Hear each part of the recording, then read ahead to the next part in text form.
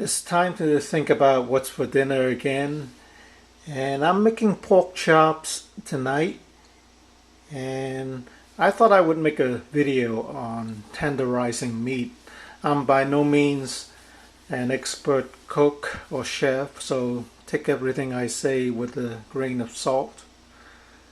Or in this case, maybe baking soda. Um, the pork chops I have is not that lean, so you might get away with not tenderizing it at all.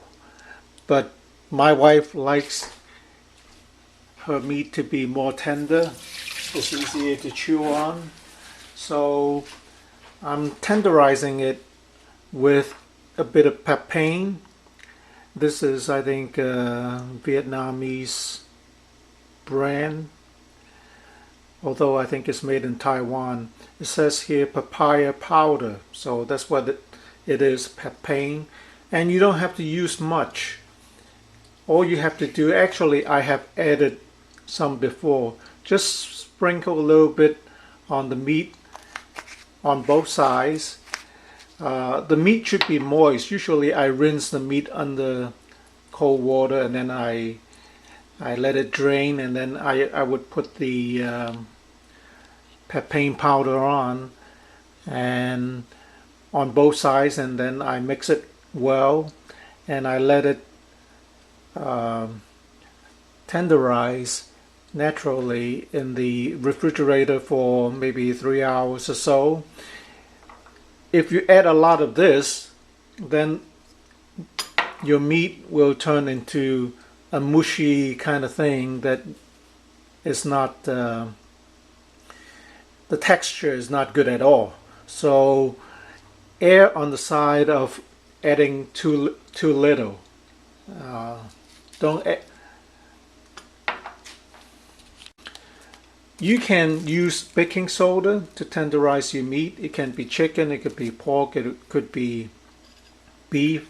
Mostly beef would be more, it has more of a need to be tenderized.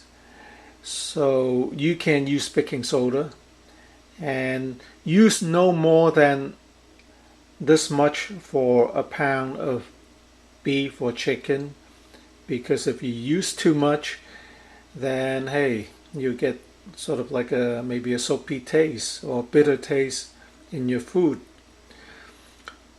What you could do is just add a little bit of water. I'm gonna add some to show you the amount. So you add maybe this much water and you mix your baking soda well, and then you cut up your meat, and then you put your solution into your meat, and again you mix it well and let that marinate, or let that baking soda work for a few hours. Overnight would be better, but again, like I said, don't use too much baking soda. Try with a little first, and if the meat is not tender, then you can add a little more each time until you know the right amount to add. Otherwise your meat will taste funny. The difference between using Papain and baking soda is, with Papain the meat will become mushy and sort of like more like a decaying kind of texture. With baking soda it's the opposite. The meat is actually more bouncy and the texture is definitely different. With chicken or with beef, it's a different texture. So they're both tender, but they feel different in your mouth. Start with a little to begin with. Now, of course, you can also tenderize your meat with the back of your cleaver. You can pound it. You can put your meat on a chopping block and then pound it until it's senseless. Okay, what else? Of course, you can here coat your meat with flour.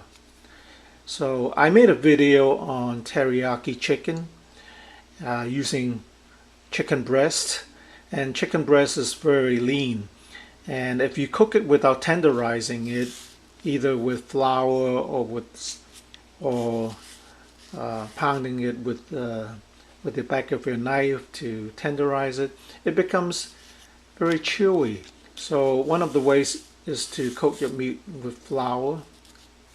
You can shake off the excess and then cook it. Cook with fresh pineapple pieces. Like papaya, pineapple also has enzymes in it that will tenderize your meat. For pineapple, you have to make sure it is a fresh pineapple that you're using. You cannot use like a canned pineapple chunks and put them to cook your dish and expect the meat to be tenderized. It doesn't work. It's the enzymes that you need from a fresh pineapple that will tenderize your meat. So that's what I'm cooking tonight. I will let the pork chops marinate. Now, I forgot to tell you, if you're using baking soda, don't put any extra salt. You can use other flavoring, pepper or whatever. Don't use any extra salt, because remember, baking soda is sodium bicarbonate. So sodium is what's in salt. You don't want extra salt in there, especially if you're on some kind of medication to lower your blood pressure.